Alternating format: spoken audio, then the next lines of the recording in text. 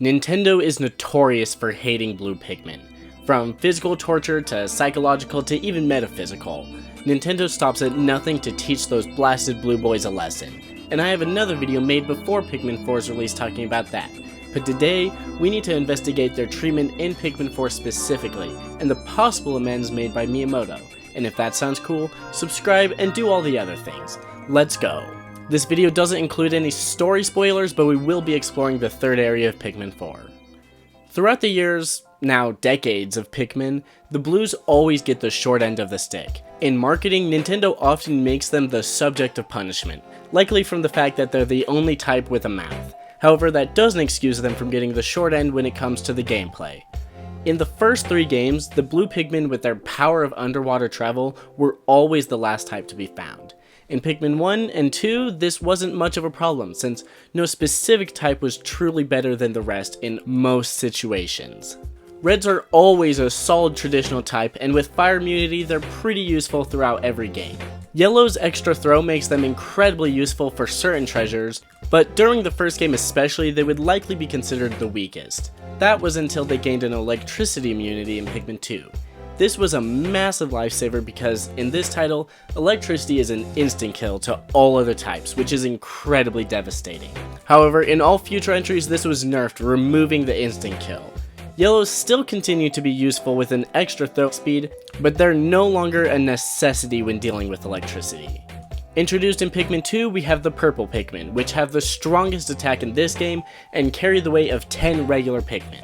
Despite being slower than any other Pikmin, even when flowered, they're absolutely a necessity on any journey.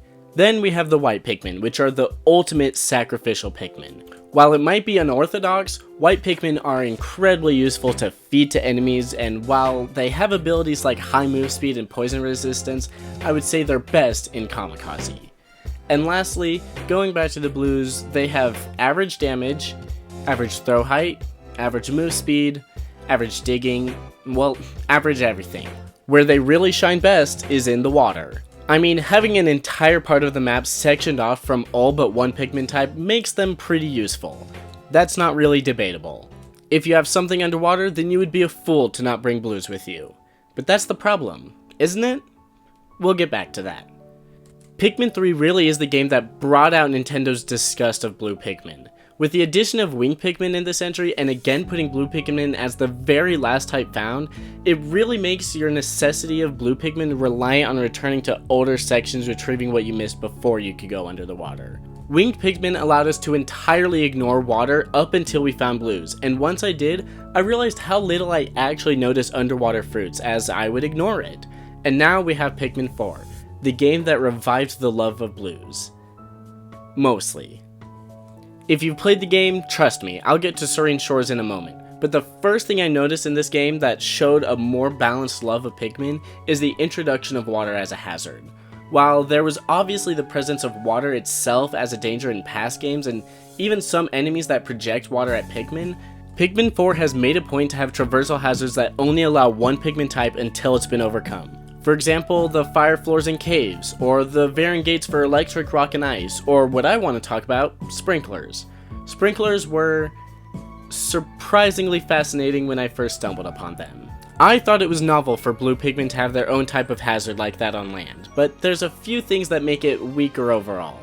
Firstly, it doesn't require blue Pikmin to turn it off. To power down the sprinklers, you just need Pikmin with an open path from the base to this station to bring materials. Other areas like the previously mentioned fire floors more or less require red Pikmin to make the area habitable for the rest. Except for one guy who can make either of these situations pointless. Oatchi.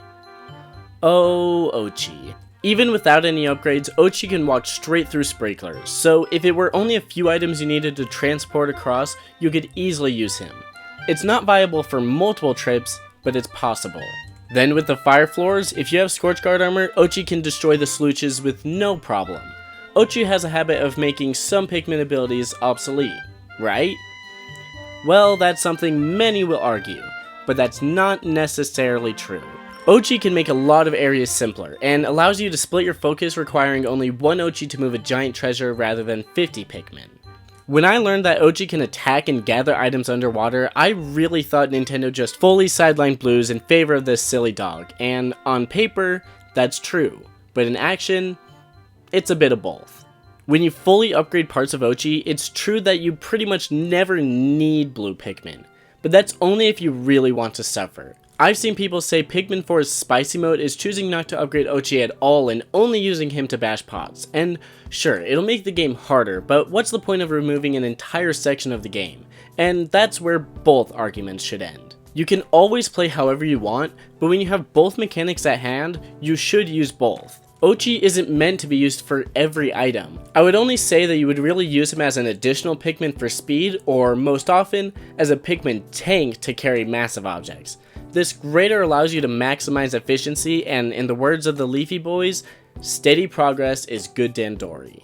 And while it's true Oatchi allows us to access areas completely ignoring water as we did with Pikmin 3, they had a perfect fix for that.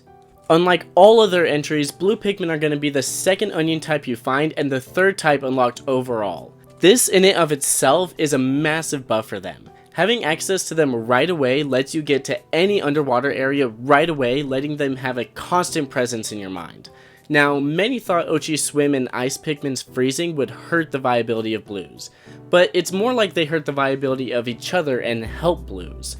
Oatchi's swim allows you to get past water worry-free without taking space in your now very precious Pikmin inventory, while Ice Pikmin require 15 or more in lakes to freeze, and once Oatchi can swim, you only ever really need water frozen to let non-Blues carry items across the water.